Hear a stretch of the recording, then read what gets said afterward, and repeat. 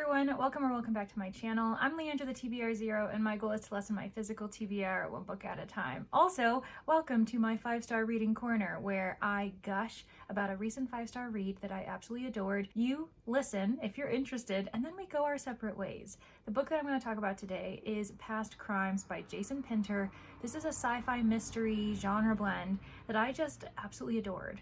The vibes were all there for me. This is definitely a vibe kind of 5-star read, but it also has a lot of really excellent elements to it that I think a lot of readers would enjoy.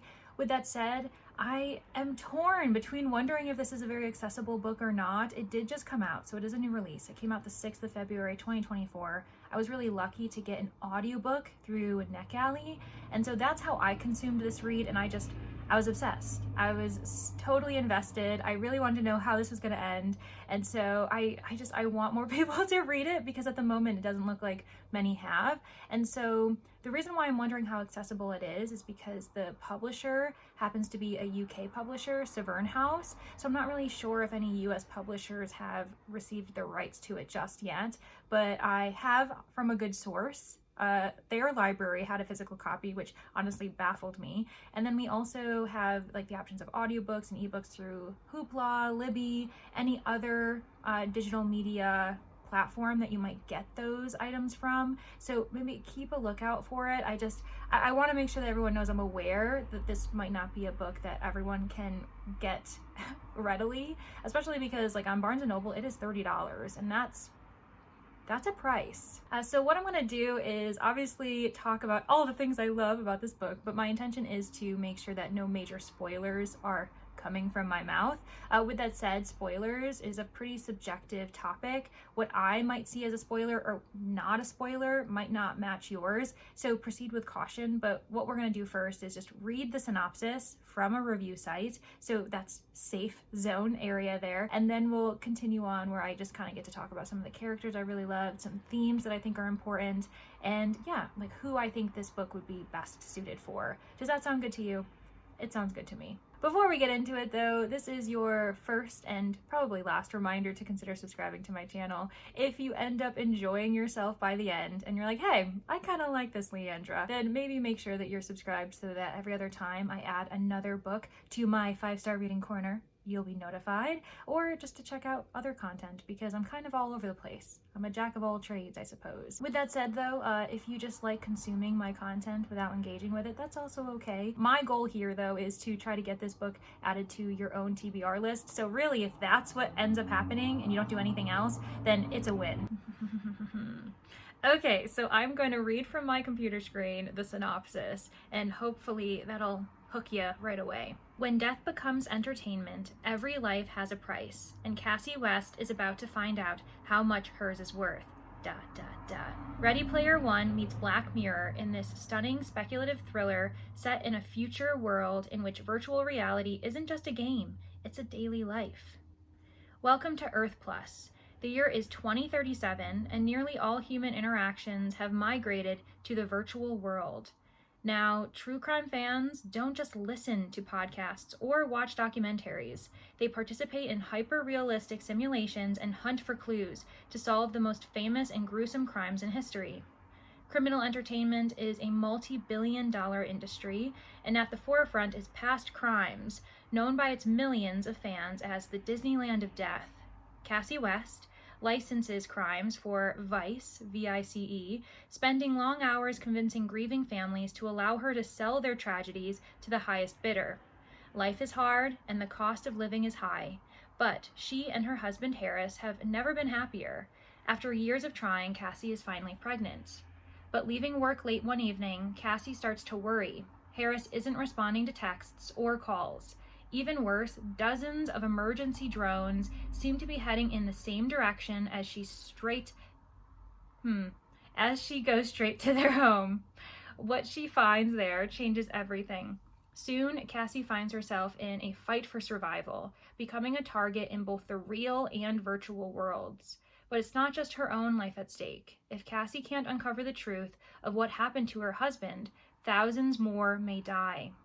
Action-packed, satirical, and beyond compelling, Past Crimes examines our obsession with true crime and how the pain of others has become a multi-billion-dollar industry, while also exploring the sinister possibilities of the virtual world. Come on! You gotta tell me that that sounds amazing, right? I can confirm it is. Now that we've got that synopsis out of the way, if you're already convinced and you don't really want to know any more about the plot, about the characters, then I give you permission to stop watching. But I promise you, my intention is not to talk about any more major spoilers. I'm really just going to talk about the vibes and let you know the elements that just really matched with my kind of expectations, my goals, what surprised me. And I will say that this book is pretty jam-packed with themes that I didn't even really expect. And yes, a lot of them are mentioned in the synopsis. For instance, this kind of conflict between our society and our ever-growing interest in the virtual world. If you are hearing woo throughout this video, my home is either haunted or it was windy outside. Choose your own adventure, friends. There is the mention of Earth Plus, and that is the virtual world. But what's interesting is there's also a name for reality, and it's called Earth Minus. And that in itself just sets us up for kind of the viewpoint of how we value real life versus virtual life. Minus, negative, plus, better, an escape. And there's a lot of criticisms as far as how much time we spend in this virtual world, and we see that match today. Talk about screen time, how often are you online, when was the last time you had a conversation with a person in person and had a really thoughtful discussion with them and you connected with them on a personal level. And we talk about the health risks, right? With our eyes, with our brains, and our ability to keep track of like long-term memory.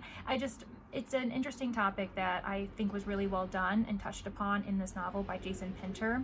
And on top of the fact that true crime is definitely something that our society is a little bit obsessed with, and by a little I mean a lot. If you think about all of the documentaries we've seen, the podcasts that pop up all the time, the newspapers, media, how often we talk about crime, especially here in the United States where I live, it's an ongoing thing that we just expect now, and I think that we get desensitized from it. That is also something that is often a concern when we're talking about humanity and our morality. How do we empathize with the victims? Why are we obsessed and kind of create a fandom surrounding criminals, the suspects? That oftentimes we remember the serial killer's name but not their victims. It's concerning for sure. Meanwhile, in this reality, we're putting a price on these people's tragedies. And that's where Cassie West comes in. She is our main character. There is a cast of characters. There's a couple others that are pretty important, but because the synopsis only mentions her, I may delve into one other character that I think is interesting without giving any spoilers about that person, but we'll talk about Cassie for the most part. She's a really fascinating, great character because she has experience on both sides of the fence. So yes, she has been employed by companies to try to profit off of these tragedies, and a lot of it, you kind of understand where she's coming from. She's doing it to help her own family survive, grow in this economy where really no one is without debt in some way. She and her husband Harris are up to their eyeballs in debt, and all they want to do is grow a family. And so you kind of understand how she's putting her family first by sacrificing other families in the process. In one of the first scenes, she has a meeting with a family that she's been working with for months to try to convince them to sell their story, and that comes with a lot of, I suppose, strings attached. Not only are they selling their story, which is the disappearance of their daughter, but they're selling their likeness, their memories, and everything else that comes with it. So a lot of this world is a part of footage, I suppose, like in your homes, in public settings. There are video cameras everywhere, and a lot of it is explained away for safety purposes, but you can see how it also can be translated for profit, for taking advantage and exploitation of people's lives. And so she is trying to get this family to sell their rights, their digital rights, I suppose, their digital property to her so that she can try to sell it to the highest bidder for one of these true crime simulations. And that also brings up an interesting discussion about whose rights matter, because this family also has a teen. And this is all a very small scene, but I think it's like jam-packed with such important, interesting things. So a teen among this family, his sister's the one who was disappeared. He is really upset that his family's even considering this, even though they too are in severe debt. Like they need money right now. And so you can understand why they're grappling with this too. But when he storms off and leaves the room, the family asks Cassie, he's a minor, right? So we could technically sign for him. And she says, yeah, you have complete control over your child's, like, basically digital footprint in all of those kind of forms. And so they do. And so it's an interesting topic that we see today too, the idea of children and the fact that they don't have as many rights, that we aren't protecting them. I mean, look at family vloggers, child actors, they're being exploited in various ways in our entertainment industry too. And on top of that, another, I suppose, group in our society that has really no rights within this futuristic society is the incarcerated. So those who are found guilty of a crime, convicted, whether they're alive or dead at this point, they also immediately are taken away their rights of likeness, of memory, of their story. And of course, because we don't get all the details, especially if someone has passed on, you see these companies filling in the gaps to write the story that they want, write a narrative from a lens that is the most profitable for them. And obviously that is a question of ethics. Is that ethical?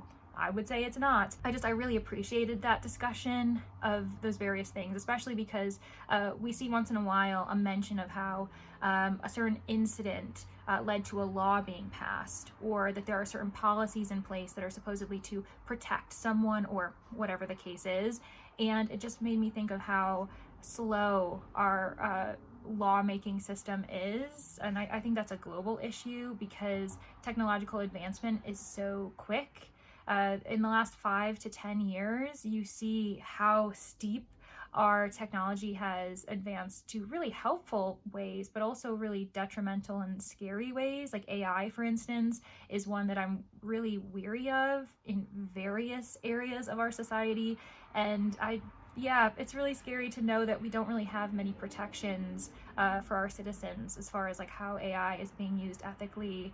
And yeah, Jason Pinter made me think a lot in ways that I'm not comfortable with, but also in the best way, if that makes sense. Like, I'm glad I had these discussions to like play around in my brain. Back to Cassie though, the reason why she has been on both sides of this fence that I'm creating this metaphor for is because not only was she employed and could see the price tag of this element, she's part of the corporation element.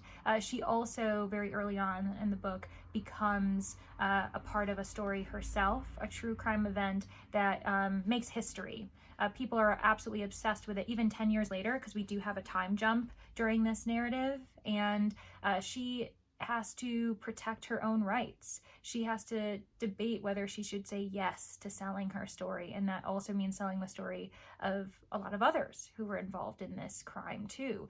On top of the fact that she isn't quite sure if all of the facts are the facts, what is true and what's false, what's been falsified. And so her entire path throughout the story is to try to figure out if this event actually went down the way it's being portrayed, and what she can do to clear the names of those who may have actually been victims themselves. I found it really fascinating. It was really interesting, and we get a lot of world building from Jason Pinter, both the virtual reality side of it and the real world, and how it's just slowly deteriorating, that you understand why people keep wanting to escape to Earth Plus, and how they're actually willing to harm their bodies in order to stay there longer, because you do see the risk. People die for staying in Earth Plus for too long. And it was just really interesting. And one other character that I will mention that I really appreciated is a teenager. Her name's Allie, and she experiences her own trauma. She goes through a very traumatic event, and listening on audiobook, oh my gosh, I was startled. So I can tell you that there are ups and downs and all arounds in this book. I could not predict where the narrative was going, which was really fun for me, especially because this being a sci-fi mystery genre blend, mysteries nowadays, because I've read so many of them, they rarely surprise me too much to a high extent, but this one really did surprise me in a lot of ways, and I really appreciated that, so thank you, Pinter. With that said, also, just to kind of go back on the idea of me calling it a sci-fi mystery, in the description, you might have noticed it said it was a speculative thriller. I am growing ever more frustrated with the marketing world and how they keep calling things speculative thrillers or just thrillers in general, when in reality they're mysteries with a few elements pulled from the thriller genre. I would argue that this is a mystery, it's not a thriller, but tropes, elements, plotting devices, they get interchanged throughout various genres all the time. So you might see mystery elements in thriller, thriller elements in mystery. And so while there are some thrilling aspects, I'm going to let you know that it's not a thriller. And I think that's why I've seen a few like negative reviews about this book, because they're like, oh, this isn't a thriller. And it's like, yeah, it's not a thriller, you're right. So it's more of a marketing issue for me. But back to Allie, she's a really authentic teenager too. I really liked her personality, her quipping back and forth with various characters in the book. I rooted for her. I really liked her, even though there were times where she was led astray, taking actions that she shouldn't. And I mean, what character hasn't done that? And that kind of worried me at times, but in the end, I understood where she was coming from. I knew what was motivating her, what was influencing her to take certain actions, and she was a really nice addition to the narrative, while we also followed Cassie in her own path.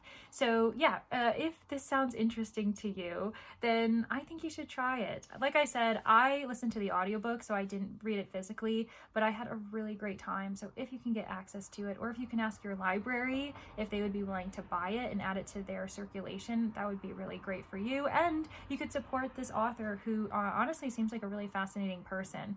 To give you a bit of backstory on him, he has published other works, but what I found most fascinating was that he is also the creator of a publishing company. I think it's called Polis, but more interestingly, he had an imprint created in 2019 that I'm definitely going to be looking into, and it's called Agora, and its mission statement is to provide a space for more diverse voices in the crime fiction community, which is just really awesome, because I think that that is something that the mystery community is lacking in.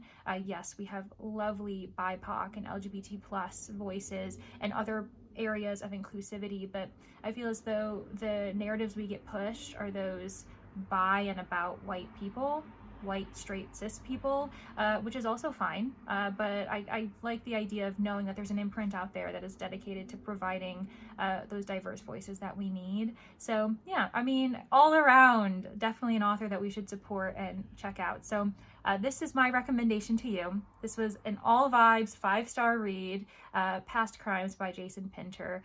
Let me know in the comments if I've convinced you. But if I haven't, that's okay, no worries. And you still want to comment, you can let me know what your most recent 5-star read is, because my TBR list is always growing, and that's how I like it. So anywho, thanks everyone who got to the end. I hope that you enjoyed my rambling discussion about a book that I just absolutely can't stop thinking about, and I hope to see you next time. Bye!